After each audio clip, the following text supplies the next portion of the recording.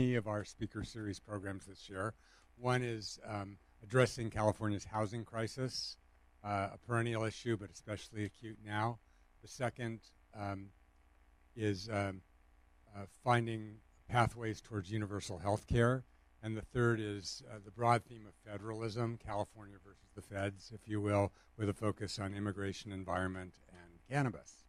So today, however, we have a talk on something else altogether, and that's the impact of California's correctional reforms on recidivism. To address this topic, we're very pleased to welcome Ryken Grattet. He's professor and chair of sociology at UC Davis, and also an adjunct fellow at PPIC. He's worked for many years with the California Board of State and Community Corrections. He's the author of a book whose title starts intriguingly, Making Hate a Crime, as well as, of course, many academic articles and articles in the lay press. And we're especially pleased to have him because he'll be joining us as an instructor in residence during winter quarter, teaching a special selective course for our UCCS students on correctional policy and criminal justice policy. So, Ryken, we're very pleased to have you here. Welcome. Thanks. Okay. Thanks very much for having me. It's really an honor to be here. I've been a faculty member at UC Davis for 22 years, and this is the second time I've set foot in the Sacramento Center. So and the fact that I do policy-relevant research makes that all the more kind of astounding.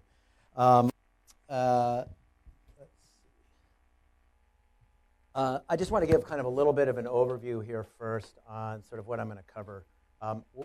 We have about 40 minutes or so of me talking, and then we'll open it up for questions. So I'll move pretty quickly, but I wanted to give you some context for the research work that I'm going to talk about here. I'll talk a little bit about prison growth and recidivism as an issue in California, and then I'll talk about this fairly remarkable, in my view, moment in the history of California correctional policy of reform that has really had many different parts to it, but which the state is really now kind of dealing with the consequences of, and also thinking about further steps in reforming the system.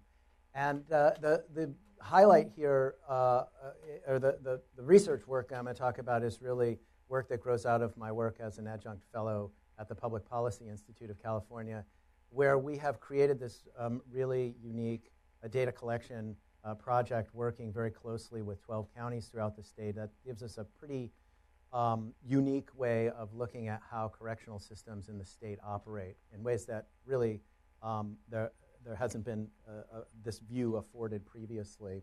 Then I'll delve into the findings, the effects of public safety realignment, the first major reform on recidivism, and then I'll talk about Proposition 47, another major reform, and wind up making some observations in the way of policy implications. I want to first sort of start by giving you a sense of the sequence of policy reforms that the state has undergone in a very rapid pace, very short period of time. I'm not going to go through every one of these. I'll just highlight a couple of things. First of all, the one that's usually regarded as the most historic reform was AB 109, also known as Public Safety Realignment, which happened in 2011, and which really was the stimulant for the research that I'm going to talk about, the data collection project I'm going to talk about. But the data collection that we've been doing also has allowed us to leverage that data to look at other reforms that have come along since. And the one that I'm going to focus on here is Prop 47. I should mention that, and I'll describe sort of some details about what Prop 47 entailed in a moment.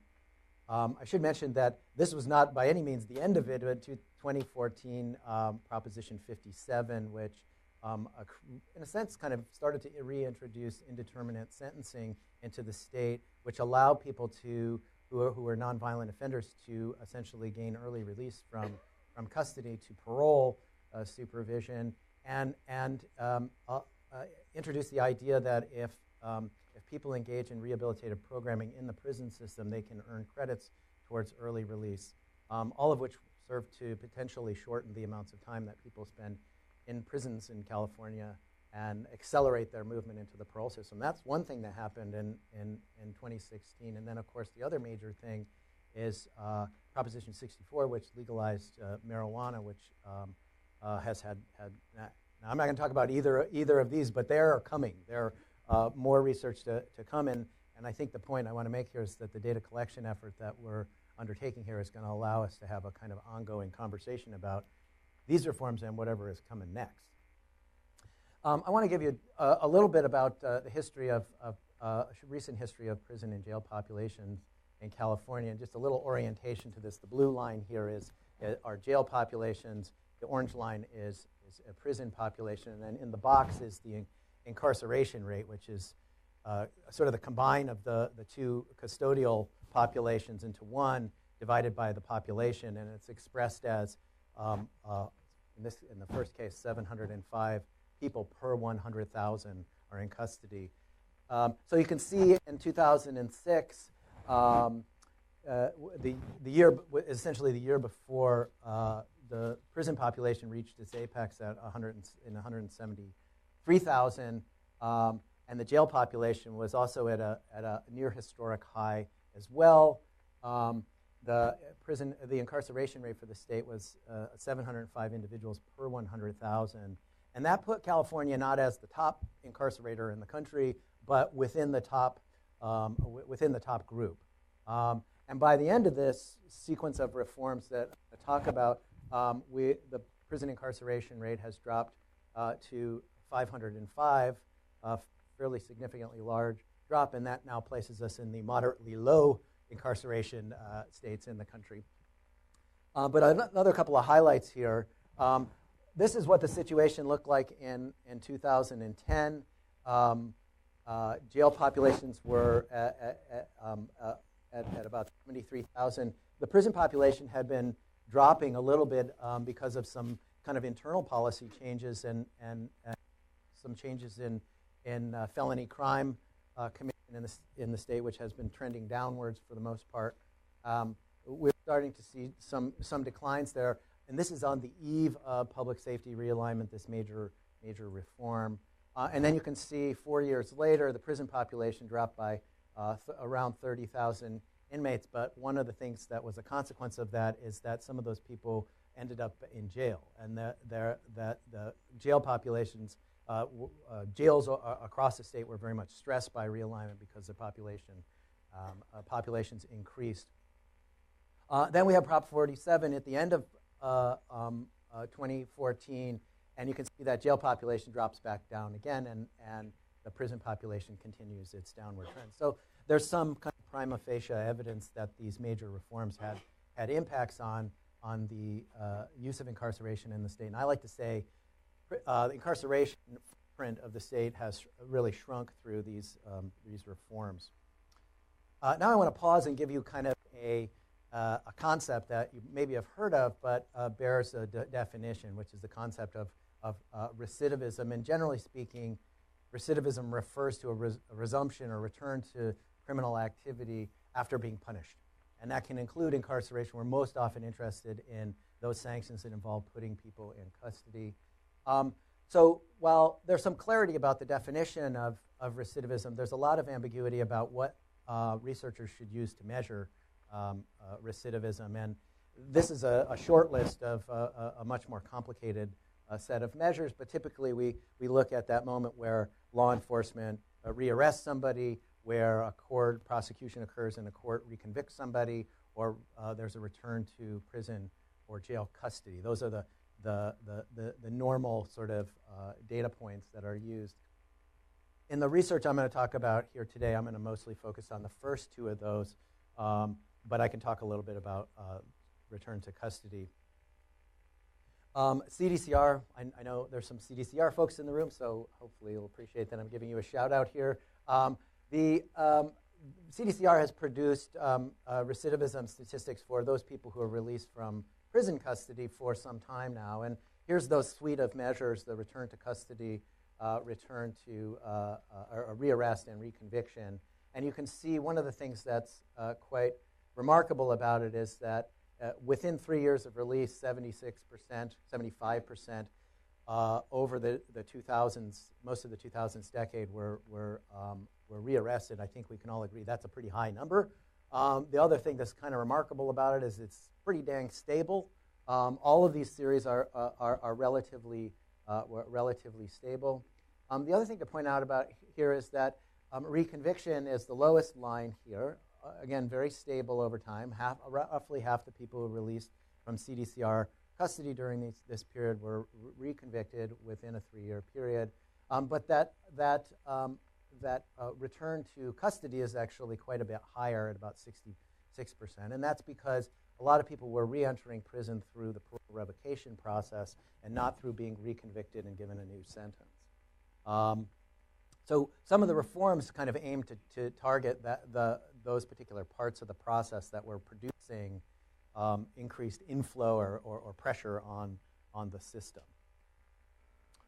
Okay, now I want to talk a little bit about this unique research project that I've been a part of.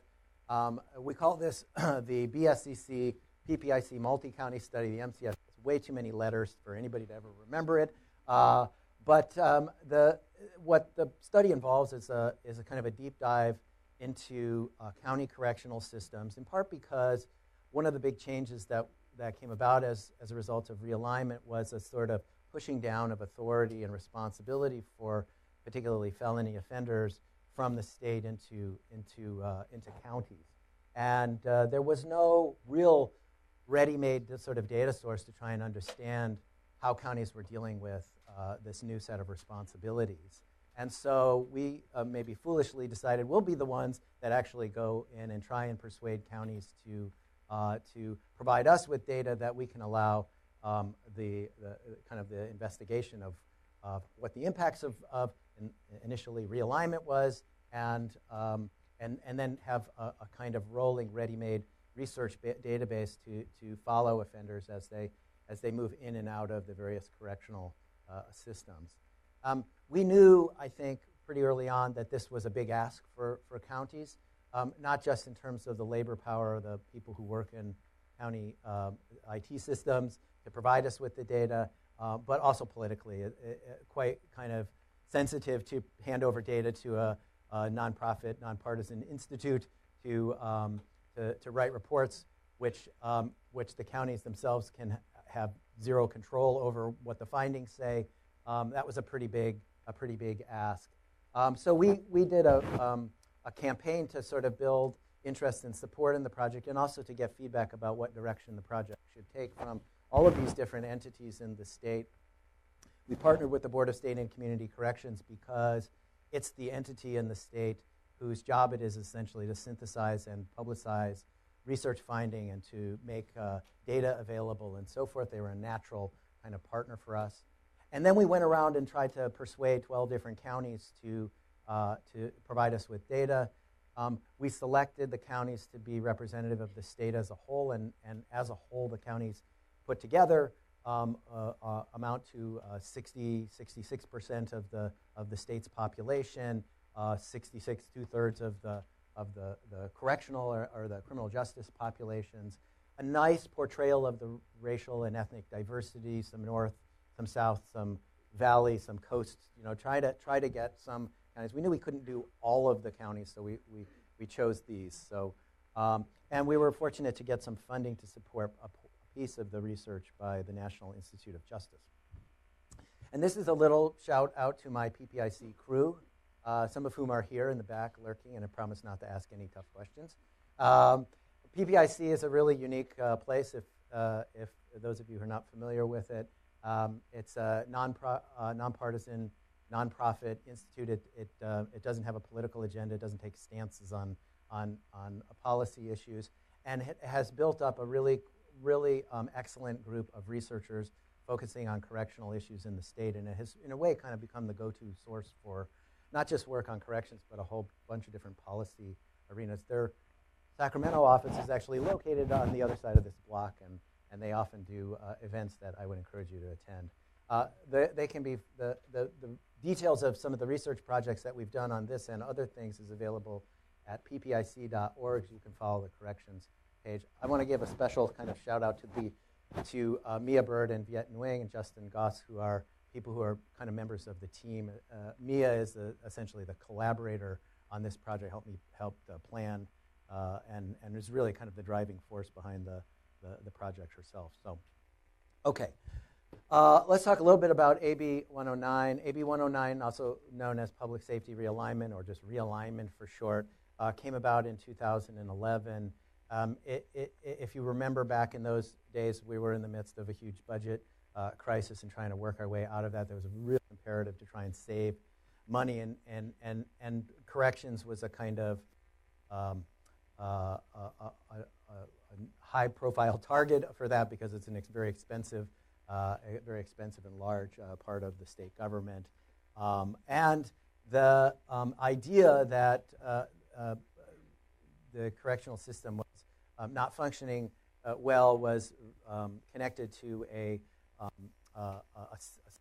of lawsuits. The most famous of one resulted in a Supreme Court order to reduce the population of the state of of the prison system.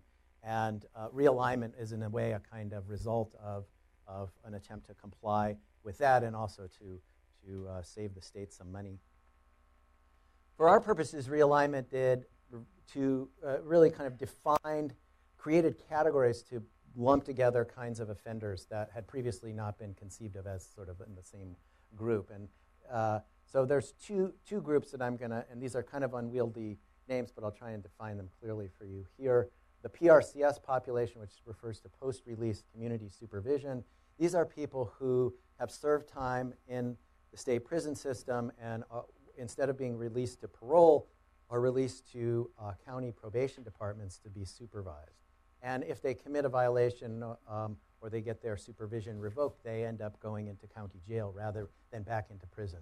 Remember I said that one of the big driving forces in the prison population was that back door into the prison from parole that resulted in a big driver of it. So the PRCS going out to be supervised by somebody else and to sever the backdoor channel is meant to kind of address that particular flow back into the system.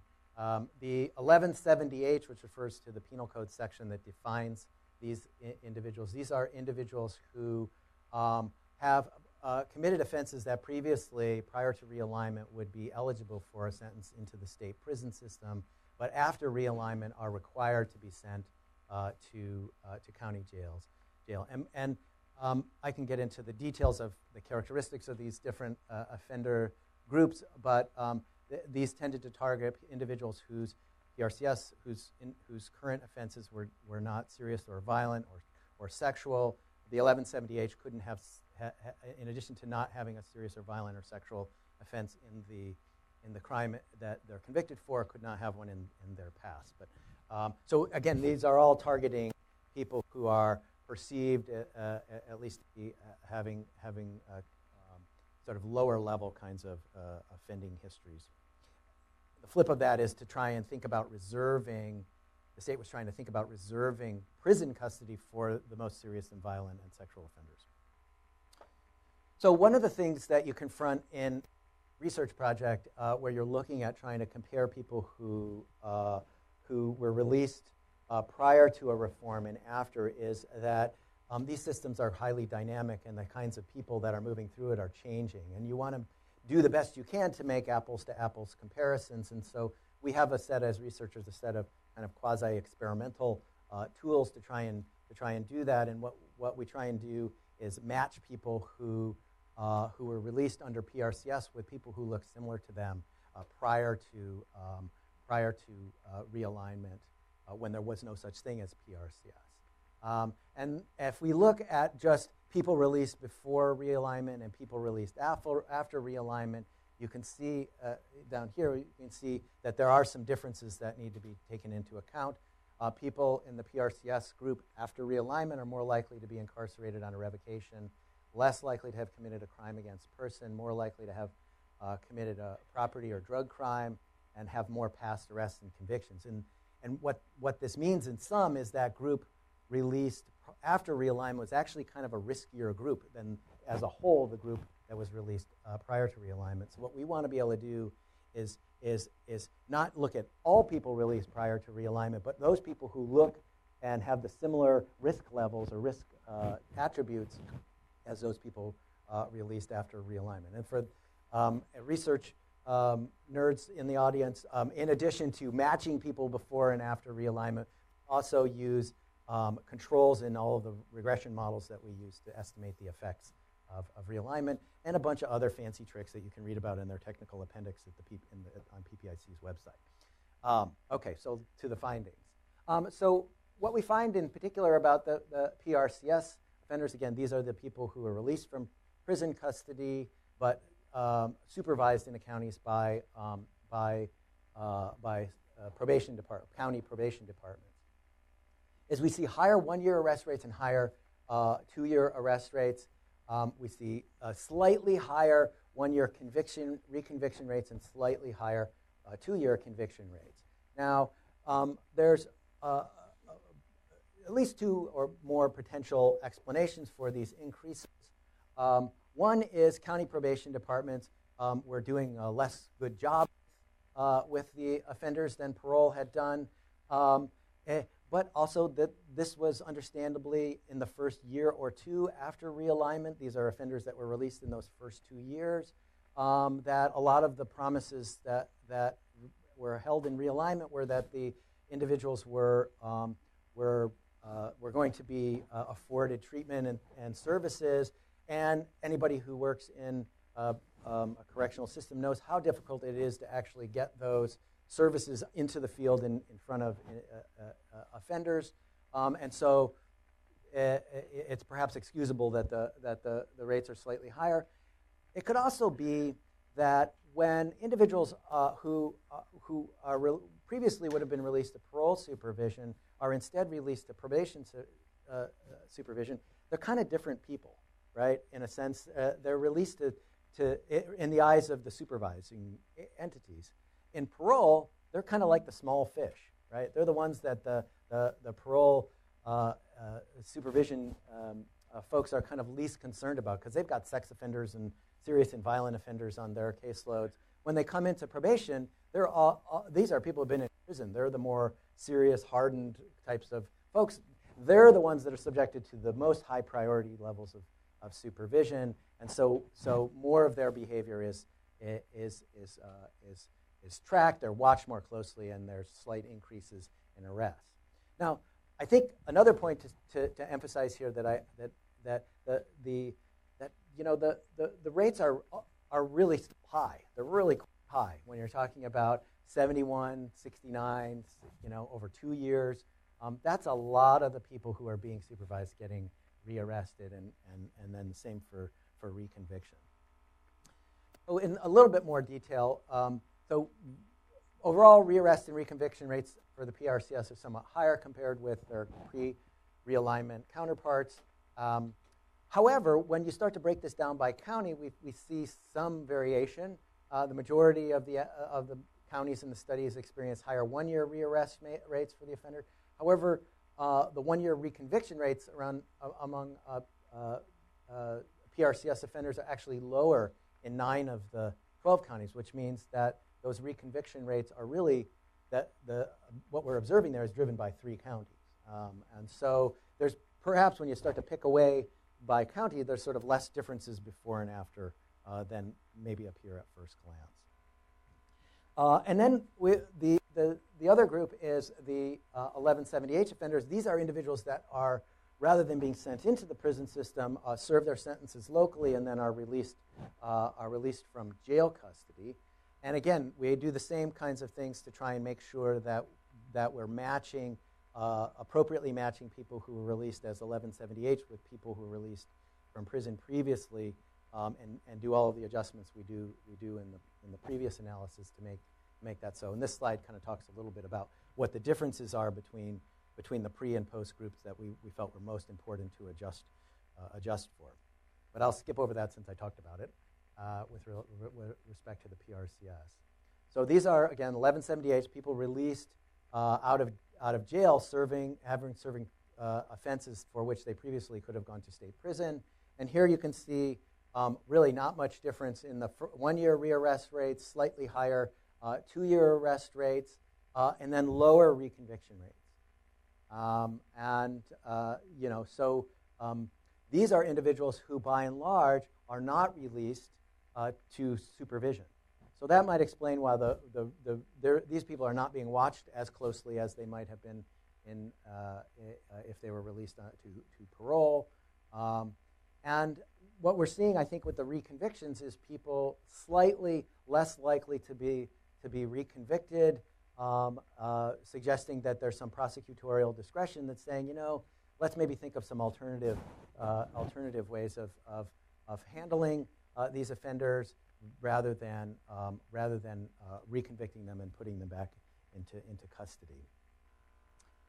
Okay, so another summary slide. We find no overall difference in the 1-year rearrest rates. 2-year arrest rates actually lower. Again, some county variation.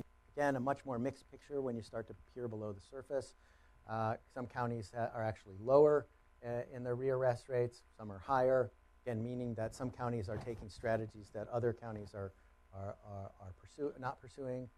1-year reconviction rates are lower overall for this 1170 population, as well as for the majority of counties. Okay, so I'll come back at the end and sort of hit the highlights of realignment again. But now I want to talk about Prop 47. Here, the image is the Sacramento County Jail instead of a prison. Just to give you a sense of the kinds of offenses that were involved in Prop 47, here's the list. It's basically the idea was that these offenses were felonies or could be charged as a felony or a misdemeanor. And what Prop 47 did is it rendered all of them to be misdemeanors. And so it sort of downgraded the seriousness of those offenses. So it includes drug possession, check forgery, receiving stolen property, and a bunch of kind of high volume but generally regarded as low level types of offenses. So some of the pro and con about Prop 47. The pro was, in favor of supporting Prop 47. Incarcerating people for lower level drug and property offenses doesn't really do much to affect their recidivism. It'd be better to take the money that we spend on those offenders and use it for treatment and rehabilitation. And that was engineered into Prop 47 as the savings that come from Prop 47 are to be reinvested into rehabilitative programs through grants made by the Board of State and Community Corrections to counties that apply for funds to support programs. The opposing argument to Prop 47 was that essentially what it does is it lessens the deterrent value of the law. It encourages more offending. Reduction of the use of custody will also reduce the incentives for offenders to engage in services. That argument is sometimes talked about as the stick argument, which is that you've got the threat of incarceration in jail as a stick to compel somebody to go into a treatment program that will address the reasons for their criminal behavior. This is a quote that it was used to support the deterrence argument. It's actually an individual who was arrested for bike theft in Los Angeles, and he says, Proposition 47, it's cool. Like for me, I can go and do a commercial burglary and know that it's not over $900. They'll just give me a ticket and let me go. If that anecdote is the sole voice, then you would expect that you would see a lot of misdemeanor offending and crime. Okay, so what do we see? The 2-year rearrest rates for so I should say similar kind of methodological approach that we took with the other research, which is to look at people who committed Prop 47 offenses before the proposition took effect and compare those with people who committed Prop 47 offenses after the proposition took effect. And what we see is a slight lowering of of arrest for any offense. But we see that the biggest lowering is an offense is for Prop 47 offenses. However, if we look even deeper, it's not the Prop 47 offenses, it's only the Prop 47 drug offenses that we're seeing. So essentially what we're seeing is a lessening in the enforcement. If you downgrade these to misdemeanors, lessening of enforcement of law and lower in specific drug. And another way to interpret this is that what drives this difference is differences in specifically Prop 47 drug offenses.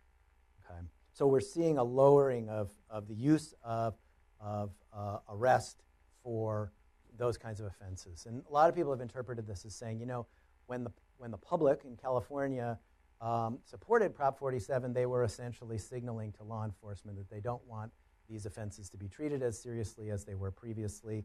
And this evidence suggests that the law enforcement took that to heart and engaged in less arresting behavior, even though Prop 47 didn't make anything that wasn't a crime before Prop 47 not a crime after Prop 47. It just converted them all to misdemeanors. Okay, we see some similarities in the reconvictions. We see slightly lower reconvictions after Prop 47, and again, a big part of that difference is driven by differences in Prop 47 offenses, and this time, though, it's differences in conviction for both property offenses and drug offenses that are really driving the lowering of convictions. Okay, so just to kind of step back and provide sort of a summary, we've shrunk the incarceration footprint of the state pretty substantially. But it's important to recognize that recidivism still remains troublingly high, right? However, I think the sum total is that neither of the reforms that I've talked about here had any really dramatic impacts on recidivism, and that the observed changes result as much from changes in, or possibly more, from changes in the way in which the system responds to individual offending than it does to changes in people's behavior. And one example that we have of kind of looking at how really what we're likely talking about here is changes in how the system responds rather than changes in actual behavior. The chance of reconviction given arrest, which is a subset of the people who have been arrested that got reconvicted, which tells you about prosecutorial decision-making, essentially. And what we see is that prosecutors are less likely among the post-Prop 47 offenders to try and convict individuals or to achieve convictions. And that's true both for all reconvictions and also for reconvictions specifically for Prop 47 offenses. Okay, so again, starting with this idea that recidivism rates remain troublingly high, obviously there needs to be more done by the counties and the state to try and address the recidivism question. Shrinking the incarceration footprint doesn't necessarily worsen outcomes for offenders, and that should perhaps give us some invitation to be considering or pursuing, if there's will to do so, further efforts to downsize, reduce the reliance on incarceration. The other point I want to make in terms of the policy implications is that in a way we've only pursued a fairly limited set of strategies for reducing the use of incarceration, which is we've changed the location where felony sentences are to be served through realignment, or where people are going to be supervised. And we've downgraded certain offenses from felonies to misdemeanors in Prop 47. There's some other things that we're doing and could do even more of. One is expanded options for alternatives to arrest. So before people actually begin into the pipeline, you have alternative pathways that take them out of the chain of affairs that results in incarceration. There's some interesting program that are going on in LA County and San Francisco County, Project Leads, that are trying to do that. Indeterminate sentence, the reintroduction of indeterminate sentencing, which is part of Prop 47, doesn't change any real part of the penal code. It just permits people to shorten the amount of times that they spend in custody. And so you can think about scaling back the amount of time people spend in custody for their crimes, or the split between the time they're in custody or the time they're in the community, as an alternative way that wouldn't change much about the sentencing or penal system, other than how long somebody spends incarcerated. And then the third thing I'll mention is this sentence enhancement reform, which we're starting to see. One was passed last year. There's been a number of sentence enhancement bills that have come forward. And here the idea is that California, one of the kind of unique things about California is that there are at least 120 different ways of enhancing a punishment. And these are things that are features of the crime or features of the individual's past criminal offending that allow judges to sentence them for additional time. And a large number of people incarcerated in CDCR facilities have enhancements associated with them, and they would and doing something addressing or scaling back the use of those enhancements would again have the effect of shortening the amount of time people are in custody without the underlying punishment for the offenses that they've done. And then I would not be a good researcher if I didn't end on this note, which is that these are still relatively early results from both of these reforms. We're committed to kind of monitoring how these reforms play out over time. We have significant reason to believe that these results that I presented here are likely to change over time as counties become kind of able to more effectively implement the kinds of reforms that they have and treatments that they have been funded to provide. That takes several years. Many counties are already doing it. It's just our data collection has not caught up to the point where we can actually track that. So these are early results, but that also just points to the need for kind of further efforts to make sure that we're capturing data that allows research to do kind of rigorous research on what the impacts of these kinds of reforms are, and that I think increasingly correctional agencies recognize that the use of data, the use of research is incredibly essential to how the functions, and it's a core function. And as somebody who's now, as a result of all these engagements with counties throughout the state, I think we're kind of at a high watermark in terms of the appreciation of the use of data and research in correctional agencies, and hopefully that will continue. Okay, I got 3 minutes left. Thank you. Okay.